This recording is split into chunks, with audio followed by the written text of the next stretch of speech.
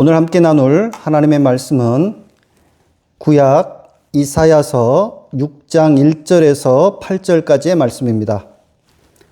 제가 구약 이사야 6장 1절에서 8절 말씀 봉독하겠습니다. 우시야 왕이 죽던 해에 나는 높이 들린 보좌 위에 앉아 계시는 주님을 배웠는데 그의 옷자락이 성전에 가득 차 있었다. 그분 위로는 스랍들이 서 있었는데 스랍들은 저마다 날개를 6 가지고 있었다. 둘로는 얼굴을 가리고 둘로는 발을 가리고 나머지 둘로는 날고 있었다. 그리고 그들은 큰 소리로 노래를 부르며 화답하였다. 거룩하시다, 거룩하시다, 거룩하시다. 만군의 주님, 온 땅에 그의 영광이 가득하다. 우렁차게 부르는 이 노랫소리에 문지방의 터가 흔들리고 성전에는 연기가 가득 찼다. 나는 부르짖었다. 재앙이 나에게 닥치겠구나. 이제 나는 죽게 되었구나. 나는 입술이 부정한 사람인데 입술이 부정한 백성 가운데 살고 있으면서 왕이신 만군의 주님을 만나 뵙다니. 그때의 스랍들 가운데 하나가 제단에서 타고 있는 숯을 부집개로 집어 손에 들고 나에게 날아와서 그것을 나의 입에 대며 말하였다. 이것이 너의 입술에 닿았으니 너의 악은 사라지고 너의 죄는 사해졌다. 그때 나는 주님께서 말씀하시는 음성을 들었다. 내가 누구를 보낼까? 누가 우리를 대신하여 갈 것인가? 내가 아뢰었다. 제가 여기에 있습니다. 저를 보내어 주십시오. 오늘 이 예배에 함께 하신 우리 모든 교우들에게 주님의 은혜와 평강이 가득 임하시기를 기원합니다. 며칠 전에 윤석열, 김건희 부부가 내다 버린 책들을 자신이 습득했다면서 나타난 한 변호사가 있었습니다.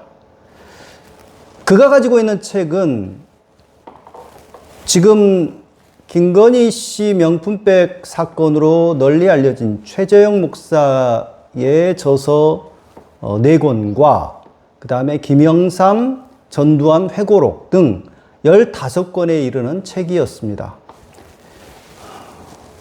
이 변호사는 자신이 그 책을 습득한 사실을 1년 5개월 동안이나 세상에 밝히지 않고 있다가 이제 와서 마치 신의 계시를 받아서 자신이 밝히노라고 하면서 언론에 인터뷰하는 모습을 보았습니다. 그래서 대체 저분이 어떤 분위기에 저런 말을 하나 좀 살펴보았습니다. 제가 찾아보았습니다. 권성희 변호사라는 사람인데 여성 변호사인데요. 나이가 좀 지긋하게 드신 분입니다. 가사 전문 변호사로 오랫동안 활동하던 사람이더라고요. 근데 이분이 아크로비스타, 그 유명한 아크로비스타 아파트에 20년 넘게 살고 있는 사람인데, 윤석열, 김건희 부부가 용산으로 이사 가던 바로 그날 무언가 쓰레기를 버리러 분리수거장을 찾아갔다가 거기에 한쪽에 수북하게 쌓여있는 책을 보고 대통령 부부가 버리고 간 책인가 보다, 이사가면서 버리고 간 책인가 보다 하고 그걸 주워 와서 자신의 책장 한쪽에다가 꽂아 두었다는 거예요. 나중에 읽어보려고. 그런데 최근에서야 이원석 그 검찰총장의 인터뷰를 보면서, 그러니까 김건희 씨의 그 명품백 사건을 원칙대로 조사하라라고 하는 그 뉴스를 우연히 접하면서 자신이 그 챙겨놨던 책들이 생각났다는 것이죠. 그래서 펼쳐봤더니 그 책이 바로 실제로 김건희, 윤석열 부부가 버리고 간 책들 어떤 증거라고 할 수 있는 사인들도 있고, 특히 그 최재형 목사가 김건희 씨에게 전달했다라고 하는 책들도 그 안에 4권이나 있어서 그것이 예사롭지 않은 일이다 이렇게 여겼던 것 같습니다. 근데 이 그 권성희 변호사라고 하는 사람은 거의 집에 칩거하다시피 하면서 드라마나 영화나 뉴스 같은 걸 일찍 보지 않고 세상 소식이랄지 뭐 이런 것들에 별 관심이 없고 요즘에 뭐 독서에 열중하고 있는, 특히 그 신학 공부와 성경 공부에 열중하고 있는 상황이라고 합니다. 그러면서 거의 지난 3년 동안 매일과 같이 신의 계시를 받고 있다, 뭐 이런 이야기를 하고 있어요. 그래서 이 책 습득 과정이 그냥 우연이 아니라 어떤 신의 섭리에 의한 것이 아닌가, 뭐 그런 이야기까지 하고 있더라고요. 그러니까 윤석열, 김건희 부부가 이사 가면서 버리고 간 이 책들이, 그러니까 자신이 아파트 분리수거장에 가기 전에, 그러니까 그 버리고 가기 전에 그 분리수거장을 갔다면 당연히 발견하지 못했을 것이고, 그리고 조금만 늦었어도 쓰레기, 이 폐지 수거하는 차량들이 와서 다 가지고 가서 뭐 파쇄해버렸을 것이기 때문에 자신의 눈에 띄었을 리가 없는데, 하필 자신이 쓰레기를 버리고 갔던 시점에 그 책이 보였고, 그날따라 마침 뭐 그 윤석열, 김건희 부부의 경호원들도 전혀 보이지 않았고, 등등 여타의 어떤 그런 그 일련의 상황들을 보면서 이게 예사롭지 않다, 어떤 신의 계시에 의한, 섭리에 의한 것이 아니냐, 이런 이야기를 하더라고요. 그리고 때마침 제보하던, 그러니까 5월 3일 날 이분이 잠결에 어떤 계시를 예수님으로부터 받았는데 아라비아 숫자로 4402이라고 하는 숫자를 받았대요. 그래서 이게 의미하는 바가 무엇인지 스스로 찾아보다가 그 의미를 알게 됐는데, 사사로움을 버리고 공의를 택하라, 이런 의미로 이해를 하게 됐다라고 하는 것이죠. 그래서 자신은 뭐 정치 돌아가는 거나 뭐 어떤 세상 좌우의 전혀 진보니 보수니 이런 것들에 관심도 없는 사람인데, 이 사실을, 자신이 책을 습득하였다는 사실을 세상에 알리게 됐다, 그런 이야기였습니다. 이분에 대해서 좀 찾아보니까 이혼 전문, 그러니까 가사 전문 변호사인데 막 수많은 이혼 사건들을 많이 접하다 보니까 도대체 왜 부부들이 이혼을 하는지 연구를 하게 되었고, 뇌과학이랄지 성격 심리학이랄지 진화 생물학이랄지 이런 것들을 공부하게 됐대요. 그래서 그 진화 생물학은 아주 깊이 공부를 한 것 같더라고요. 그래서 관련 책도 쓰고 그랬던 사람이더라고요. 그런데 요즘에는 이제 뭐 아무튼 요한계시록을 열심히 공부하고 있고, 신학 공부를 하느라고 아주 일체 다른 쪽으로 별로 신경을 안 쓰고 있고, 뭐 어떤 사건 변호 같은 경우는 1년에 5건 이하로 지금 하고 있을 정도로 자신이 하고 있는 이 신학 공부와 성격 공부에 지금 몰입을 하고 있는 상황이라고 하더라고요. 그런데 이분이 자꾸 자신을 신의 대리인이라고 이야기를 하고 있고, 또 예수님이 한국에 곧 재림하실 건데 자신이 그 일을 준비하는 사람이다, 뭐 이런 식의 이야기를 하고 있어서 아직 건강한 신앙생활을 하고 있는 사람은 아닌 것 같다. 본인이 뭐 기독교인인 것 같긴 한데 건강해 보이진 않다, 뭐 이런 생각을 했는데, 대한변협 그 부협회장을 역임한 사람이었고, 또 나름 공부를 많이 했다는 사람이 이런 막 신의 계시 어쩌고저쩌고 그런 이야기를 자꾸 하니까 참 기이하다라는 생각을 해봤습니다. 소위 그 직통 계시, 그러니까 하나님으로부터 어떤 직접적인 계시를 받는다라고 주장하는 사람들 가운데서 사이비 이단들이 너무 많기 때문에 위험하죠. 이런 주장을 하는 사람들은 무비판적으로 이것을 수용해서는 안 될 것입니다. 다만 그렇게 계시를 주장하는 사람들 가운데 그게 공적인 어떤 그 공익에 부합하다면, 그리고 스스로의 어떤 그다지 이득이 되지 않는 행동이라면 그것은 좀 참작할 여지가 있지 않는가, 그런 생각을 해봅니다. 우리 인간의 이성과 합리성으로 다 설명하기 어려운 일들이 분명히 세상에 존재하는 것은 사실입니다. 그래서 직관이나 예지나 내지는 영적인 영역이 분명히 존재하기는 한 것이죠. 어쨌든 참 기이한 일인 것은 틀림없어 보입니다. 이사야는 주전 8세기에 활동했던 남유다 왕국에서 활동했던 예언자입니다. 굉장히 유명한 구약 성서의 예언자이죠. 남유다 왕이었던 우시야, 요담, 아하스, 히스기야 시절에 활동했던 예언자인데요. 이 이사야서를 읽다 보면 여러분들 금방 느낄 수 있으리라고 봅니다만은 상당히 문학적 소양이 풍부한 사람입니다. 이 사람은. 그리고 글 자체를 아주 잘 쓰는 사람이에요. 그만큼 교양 수준이 높은 사람이죠.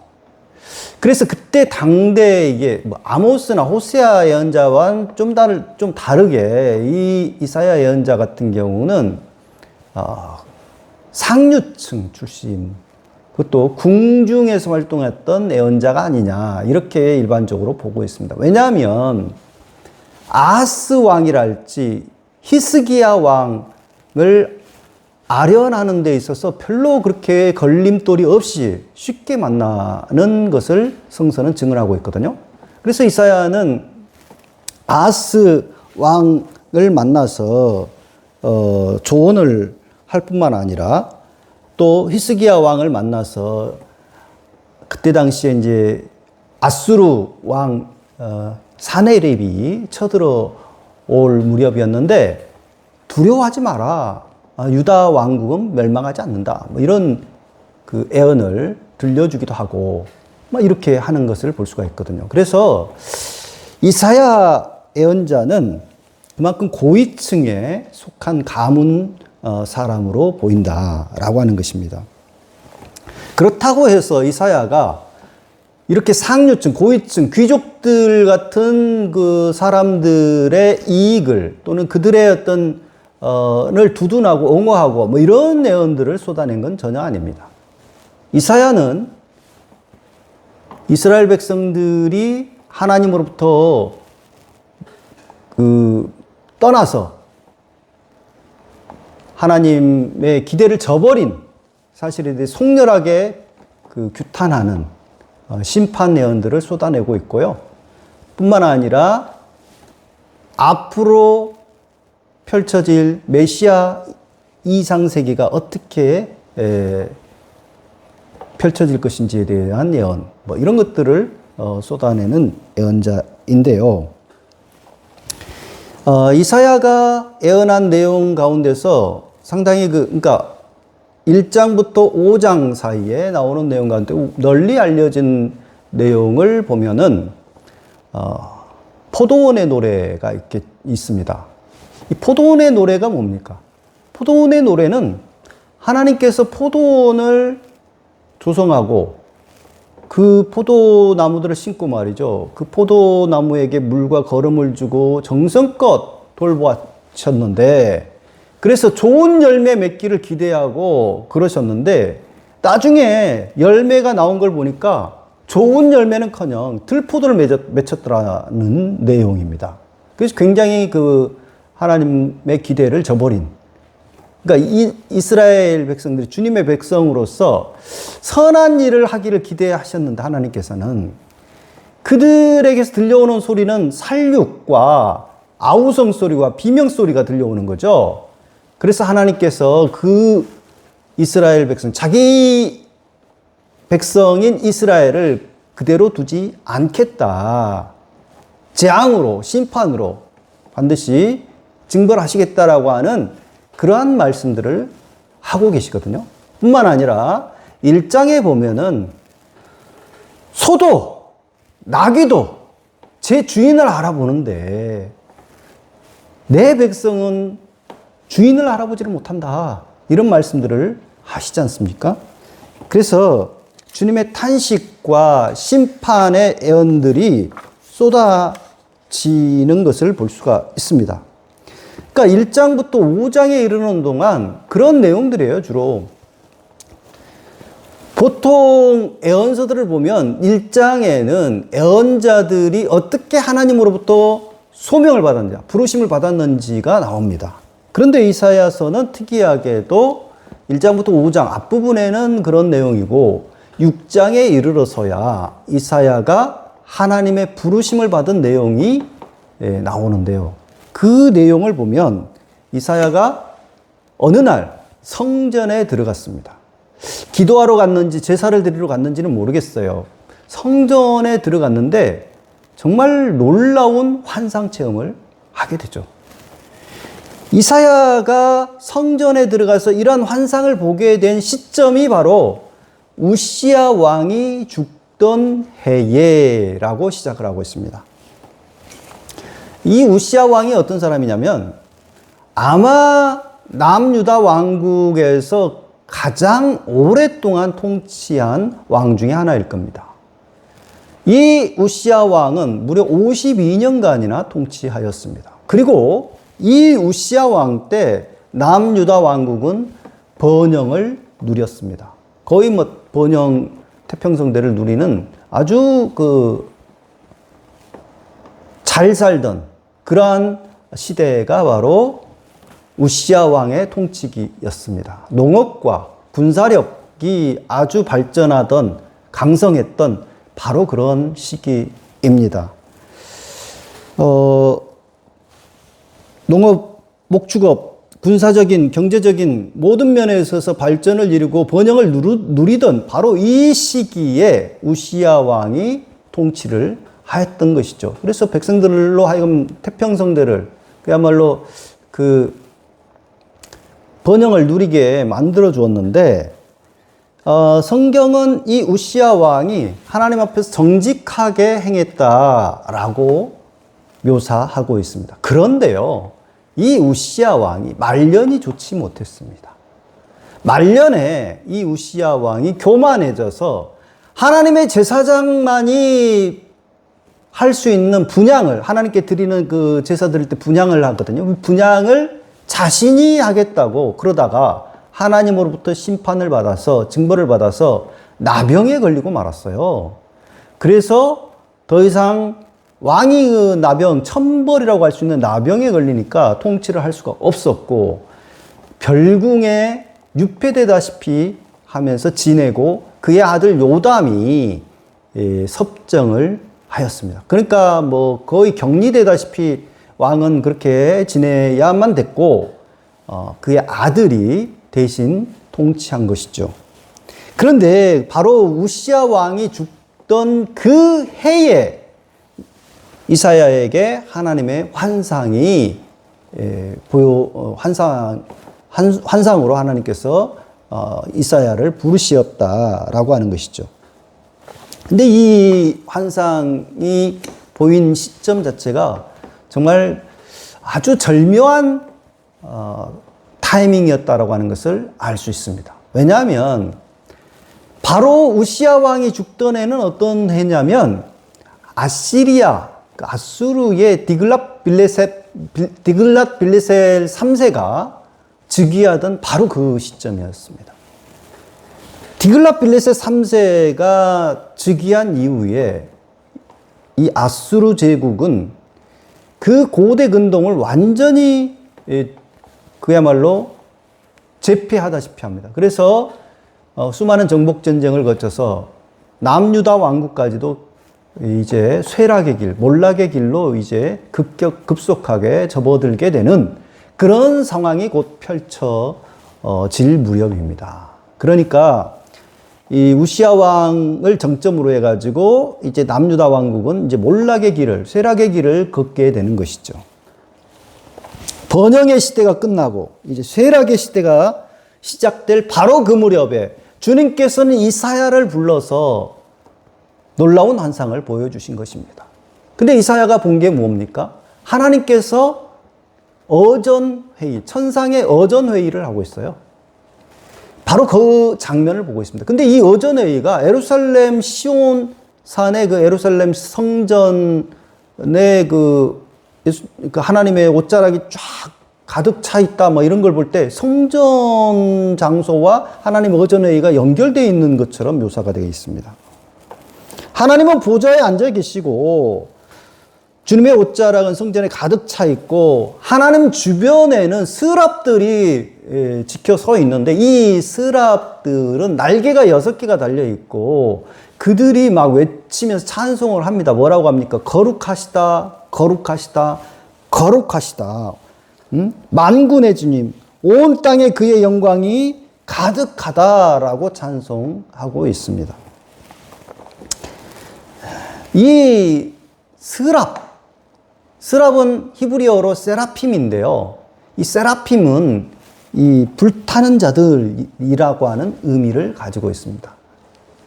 그러니까 하나님의 거룩한 불꽃에서 이 천사들이 나와서 마치 하나님을 찬양하고 호위하는 그리고 심부름하는 그런 역할을 하는 것처럼 묘사가 되어 있는데요. 이들이 그렇게 하나님을 지켜서 찬양하고 모시고 있는 그 신비로운 장면을 이사야가 보면서 돌연 울부짖습니다. 뭐라고 합니까? 재앙이 나에게 닥치겠구나. 화로다. 나는 죽게 되었구나. 나는 입술이 부정한 사람인데 입술이 부정한 백성들 가운데서 살고 있으면서 왕이신 만군의 하나님을 뵙게 되다니라고 탄식합니다. 이 말은 무슨 말입니까? 고대 이스라엘 백성들은 하나의 이게 오랜 어떤 그 관념인데 하나님을 인간이 뵙게 되면 죽는다 라고 하는 그러한 믿음이 있어요. 죄 많은 부정한 인간이 감히 하나님, 거룩하신 하나님을 직접 뵐 수는 없다 라고 하는 것이죠. 이사야는 경건한 삶을 살아왔던 사람입니다. 그럼에도 불구하고 하나님 앞에 섰을 때 자신의 부정한 상태를 자백하지 않을 수 없었습니다. 우리도 마찬가지가 아니겠습니까? 그 거룩하신 하나님의 현존하심을 우리가 본다면 그 앞에서 우리가 얼마나 추악하고 더러운 죄 가운데 있는 상태임을 스스로 느낄 수밖에 없지 않겠습니까? 그렇게 외치니까 스랍 하나가 제단에서 타고 있던 숯을 부싯개로 집어서 이사야의 입술에 대면서 그를 정결하게 깨끗하게 그의 죄를 깨끗하게 제하여 주는 것을 볼 수가 있습니다. 그래서 주님 앞에 서고 말할 수 있게 해준 거죠. 근데 바로 그때에 하나님께서 내가 누구를 보낼까? 우리를 대신하여 누가 갈 것인가? 이렇게 묻습니다. 이거는 이사야에게만 향하여 말씀하신 게 아닙니다. 지금 천상의 어전회의를 하나님께서 하고 계시잖아요. 그렇기 때문에 천사들을 비롯한 천상의 신적인 존재들이 지금 늘어서 있는 아마 그런 상태로 보이는데 하나님께서 우리가 누구를 보낼까라고 지금 묻고 계시는데 이 하나님의 말씀을 듣자마자 이사야는 감히 겁도 없이 불쑥 나서서 말합니다. 제가 여기 있습니다. 저를 보내주십시오. 지금 하나님께서 보내셔서 선포하게 만들려고 하는 그 소식은 썩 그다지 사람들에게 달가운 내용이 아닙니다. 환영할 만한 내용이 아닙니다. 이 백성이 듣기는 들어도 깨닫지 못하고 보기는 보아도 알지 못한다. 보지 못한다. 라고 하는 그러한 책망의 메시지가 계속 이어져야 되는 것이 그 메시지를 전달하는 해야 되는 사명이 주어집니다. 그런데 바로 그런 일에 이사야는 제가 여기 있습니다. 나를 보내십시오. 라고 지금 자원하고 있는 것이죠. 주저하지 않고 자신이 주님의 부르심에 응답하고 있는 모습을 볼 수 있습니다. 에레미야만 하더라도 주님께서 예레미야를 보내시겠다고 했을 때 저는 아이라 말을 잘 할지 모릅니다. 이렇게 하고 모세도 마찬가지였지 않습니까? 저는 입이 뻣뻣하고 둔한 사람입니다. 다른 사람 보내세요. 이렇게 하지 않습니까? 그런데 이사야의 경우는 좀 완전히 다른 거예요. 제가 여기 있습니다. 저를 보내십시오. 이렇게 자발적으로 자원하는 이사야의 모습을 봅니다. 하나님의 부르심, 곧 소명이라고 말하는 이 이사야의 그 소명을 보면 바로 이 이사야의 경우는 어느 날 하나님의 성전에서 이렇게 환상 가운데서 부르심을 어느 날 받았는데, 하나님의 소명이라고 하는 건 그렇게 갑작스럽게 임하는 경우도 있지만 때로는 일생을 두고 천천히 소명이 임하는 경우들도 있습니다. 이 두 가지 다 있는 것 같아요. 예를 들면 침팬지 연구로 세계적인 명성을 얻은 제인 구달 박사가 있습니다. 이 제인 구달 박사의 경우는 어렸을 때 자연과 동물에 그렇게 관심이 많았다네요. 그래서 관련 책을 계속 호기심을 가지고 읽다가 결국 나이 들어서 아프리카로 가게 되었고, 그 아프리카에서 침팬지 연구를 하게 되어서 침팬지에 관련된 많은 어떤 사실들을 밝혀내고 세계적인 명성을 얻게 되었습니다. 그런데요, 이 제인 구달은 거기서 그치지 않았습니다. 그 세계적인 학자가 됐다라고 해서 거기서 그쳐버린 것이 아니고, 침팬지를 연구하다 보니까 이 침팬지들이 밀렵과 환경 오염으로 점차 서식지가 파괴되고 사라져가고 있는 모습을 보면서 굉장히 안타까워서 이제는 환경운동가가 되어서 그 침팬지를 비롯한 야생동물들을 보호하기 위한 활동들을 열심히 그 세계를 돌아다니면서 강연이랄지 이런 운동을 하고 있는 것을 볼 수 있습니다. 우리에게도 하나님께서는 많은 직간접적인 표징을 보여주시고 우리를 부르시고 계십니다. 응답을 요구하고 계십니다. 그리스도교 신자라고 하면서도 바로 그러한 하나님의 부르심이 분명히 계속 되는데도 불구하고 하나님의 일은 목사님들이나 선교사님들이나 이런 특별한 분들이나 하는 거지 나 같은 사람이 어떻게 하나님 일을 하겠어, 이렇게 착각하는 분들이 적지 않은 것 같습니다. 하나님께서는요, 목사나 선교사 같은 특별한 어떤 그 교회의 직무를 맡은 사람들만 그 주님의 일을 하라고 하는 게 전혀 아닙니다. 하나님은 평범하고 연약한, 하찮게 여김을 받는, 사실 사람들로부터 별로 눈여김을 받지 않는 그런 사람들, 미미하게 보이는 존재들조차도 쓰셔서 놀라운 일들을 행하시는 분이 바로 하나님이심을 성서는 여러 군데에서 증언하고 있습니다. 특히 예를 들면 오병이어 사건, 물고기 2마리와 보리빵 5개로 5,000명이 넘는 엄청난 많은 사람들이 급식을 하였던 예수님의 놀라운 이적이 있었지 않습니까? 바로 그 사건이 어떻게 시작되었습니까? 벳세다 들녘의 어린 소년이 자신 먹으려고 점심 도시락 하나 챙겨온 거. 그걸 가지고 자기만 먹으려고 한 것이 아니라 주님 앞에 내어놨잖아요, 그거를. 바로 그랬을 때 거기에서부터 놀라운 이적이 일어났던 사실을 우리가 성서를 통하여서 발견합니다. 그 이름 없는 소년, 그 소년을 들어서 주님께서는 놀라운 이적을 행하신 겁니다. 마찬가지로 오늘 우리 가운데 누구든지 간에 주님의 손에 붙들리면 그와 같이 놀라운 하나님의 도구로서 쓰임받을 수 있다라고 하는 것입니다. 다만 스스로의 소명을 깨달아서 주님의 일꾼으로 자원해서 살아간다면 그가 누구든지 간에 주님의 사도로서 역할을 감당하는 것이 아닌가라고 생각을 해봅니다. 주님께서는 이사야 시대에만 자신을 대신하여 사람들에게 나아가서 선포할 자를 찾고 있는 것은 아닙니다. 오늘 우리 시대에도 역시 우리를 대신하여 누가 갈 것이냐라고 질문하고 계십니다. 이 시대에도 주님의 손과 발이 되어서 일할 일꾼들을 부지런히 찾고 계신다라고 하는 말씀입니다.